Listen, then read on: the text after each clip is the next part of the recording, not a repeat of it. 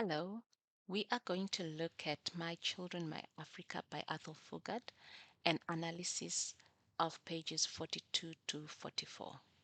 If you haven't listened to the first recording of the first pages, then please visit Miss Literature 1 on YouTube.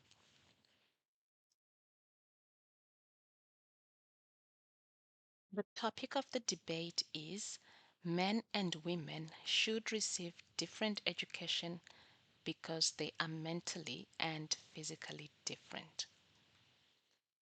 Thami and Solile High School are on the proposition side. That means they are agreeing with the topic. And Isabel, representing Kamdibu Girls High, are on the opposition side. That means that they are against the topic. After Mr. M restores order, he tells the debaters that they should give their closing statements. When he calls out Thami, he receives a wild round of applause. This is because the debate competition is taking place at Solile High School, and Thami is a learner from that school. The audience are black children just like him. They are excited that one of their own is giving a closing remark, and they are showing full support in the hope that they will win the debate competition. When Thami stands up, he tells the audience not to see him as Thami Mbikwana, but rather to view him as an oracle. An oracle is a person or place through which the gods spoke. So basically, an oracle is expected to give wise words, to give guidance to the people. So, in other words, Thami is saying that he is here to guide the African people in relation to the topic of gender, whether men and women should have the same educational syllabuses, whether they should be treated the same or not. So his argument is strongly based on the African culture, and that's why the stance of an oracle. And he forewarns the audience to say that they must not turn their back on their African culture because of being misled by such ideas as presented in the topic of the debate. Thami then gets into his argument. He says the ideas presented that men and women should have the same education are foreign ideas. He says these ideas when that are being put, the argument that Isabel has put that it is sexual exploitation and women also need to be liberated, these are un-African ideas. He goes on to say these come from Western civilization. And when you're talking about Western civilization, you're talking about Europe in general. The Western civilization, according to Thami, has brought so much harm on the African people and Africa. He gives an example of the slave trade.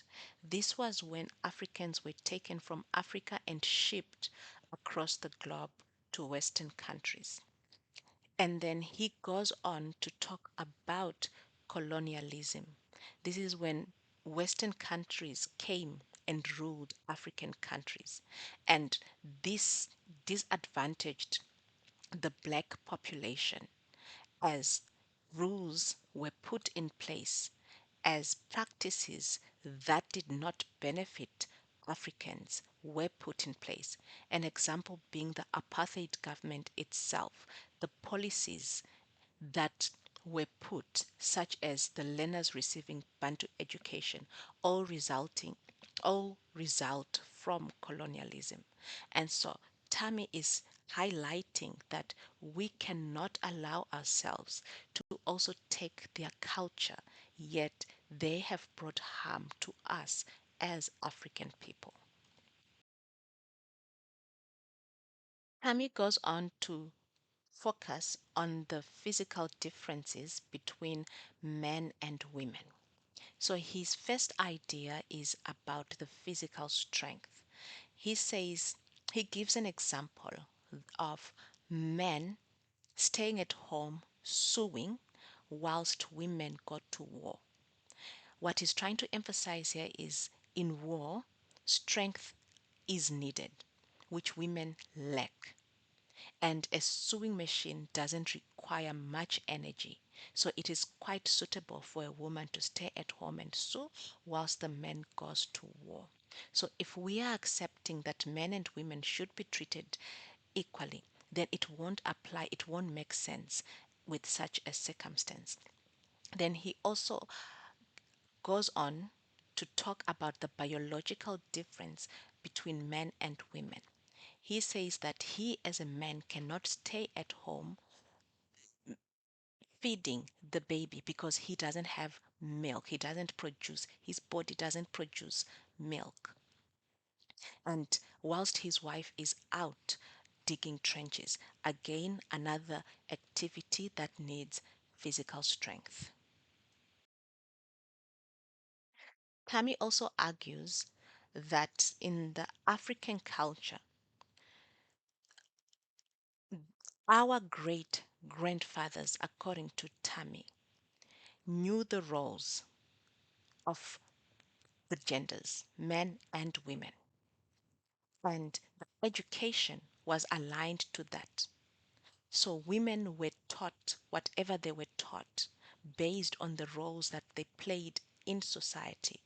And that is what Thami is advocating for, to say we as African people cannot allow men and women to receive the same education because they are different. After Thami is done debating, Mr. M thanks Thami and presents Isabel. The audience give her a polite applause.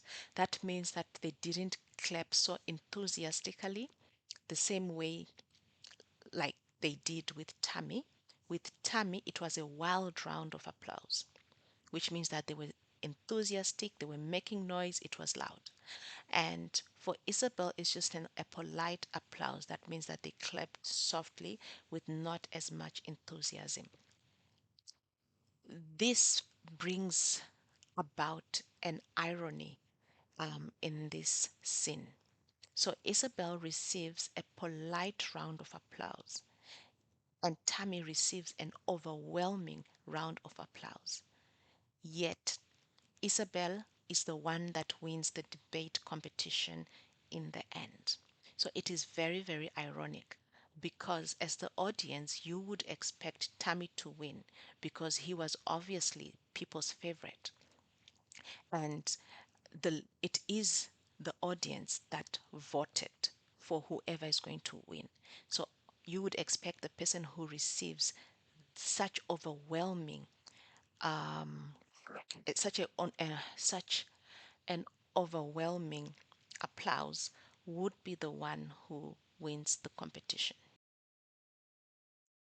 Isabel stands up and she has to do damage control first.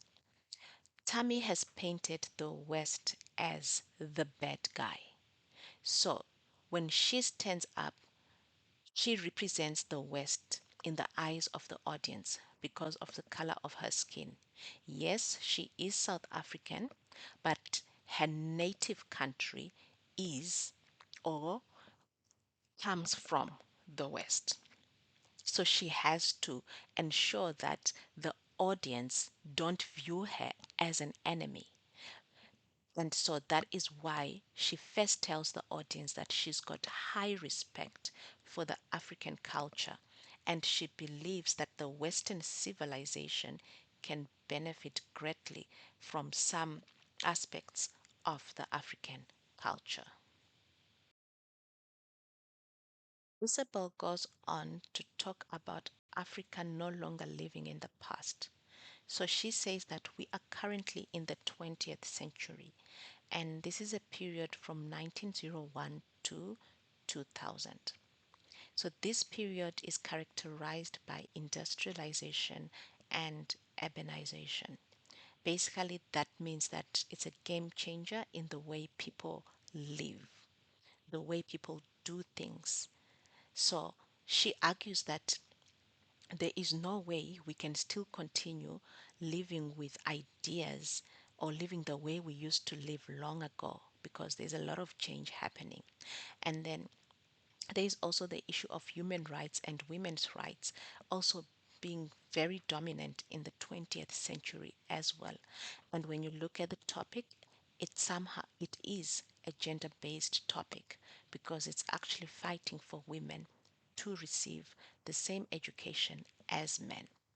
And you would assume that men would be receiving a better education than women. This primitive society, according to Isabel, is the one that has roles of women being solely to give birth and hoe the fields, while men went to war. So she's saying that in the 20th century, we don't have these kind of ideas, these kind of roles cannot coexist with the modern world that we currently live in. They cannot coexist because the times have changed. Nowadays, according to Isabel, she says there are computers, and computers don't need muscles. So she's basically putting water on Tammy's idea that there are certain roles that men need to play that need muscles. So she's saying, no, in this world, it's not about muscles. You don't need muscles to operate a computer, you just need knowledge on how to operate a computer. And then she goes on to give examples to say women can also do what men can do because currently we have women astronauts as well. So basically, women intellectually are quite capable, just like men. Isabel also goes on to agree that, in as much as men and women could have differences in their how they handle their emotions and intellectually as well, but you find that these differences are not negatives. They don't make anyone less than the other, any gender less than the other. And both genders can benefit because whatever the other gender lacks intellectually or emotionally, the other gender can compensate. So there's actually more to gain if men and women receive the same kind of education. Now, this is Isabel's knockout statement. She says if differences in gender mean different education, then it is fine for people to be treated unequally in any other differences and sectors. So this speaks to the audience. Isabel was very smart when she said this. The audience are black learners who are receiving Bantu education. They are not happy with that Bantu education. They also want a good quality education. Why are they receiving Bantu education? Because of the color of their skin, because they are black. That's a difference to the white people who are receiving a superior education. So, what Isabel is saying here is if this house agrees that women, because they are women, should receive a different education from men, just because of that difference, then we should also accept any other differences to say it's okay. It's okay for people to be treated differently just because they look different. So somehow this spoke directly to the audience. That's her knockout statement. Even Thami attests that her closing remark was a knockout statement. It spoke to the audience, they understood it, they could relate to it, and that is why, in the end, they actually fought for her. Finally, Mr. M stands up to close the debate. He tells the audience to forget the faces and remember the words. What he's telling them is to vote fairly. He says don't vote for example, for Thami, just because it is Thami, he's one of your own. But rather, you need to vote according to the ideas that were given. Who had the strongest argument? Who made more sense? Vote for that person and don't vote for an individual because of who they are. Don't use your emotions, basically, to say, oh, I need to vote for Thami because I don't want my school to lose, but rather vote fairly. He makes reference to the audience. Um, he says, if you believe this is, yes, in as much as it's a classroom, but this is their moment to show that they know how to vote, that they are responsible voters. If they believe that they have a right to vote out there in the big world, obviously he's making reference to the fact that blacks were excluded from parliament and they didn't have a say and they couldn't vote as well. So he's making reference to that. I repeat when he says, if you believe that we have the right to vote out there in the big world, then show it here in the classroom that you know how to use it.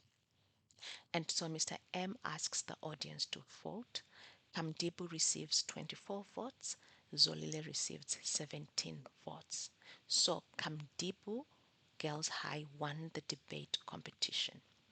In other words, Isabel won the debate competition.